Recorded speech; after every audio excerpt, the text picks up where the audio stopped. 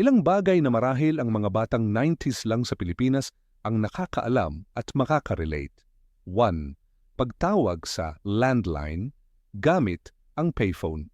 Bago pa man maging uso ang cellphones, ang payphone sa kanto o sa mga convenience store ang takbuhan para tumawag sa landline ng kaibigan o kaklase. Kailangan mo pang mag-ipon ng barya, lalo na P-Passion at P5 coins, at umasa na may sumagot sa kabilang linya. Minsan, pipila ka pa para lang makatawag. 2. Pagsusulat sa slam book. Ang slam book ay parang pre-social media profile. Uso ito sa mga estudyante kung saan ipinapasa ito sa mga kaibigan para sagutin ng mga tanong tulad ng what is love? Sino ang crush mo? Ambition sa buhay? Favorite song? At message mo sa akin?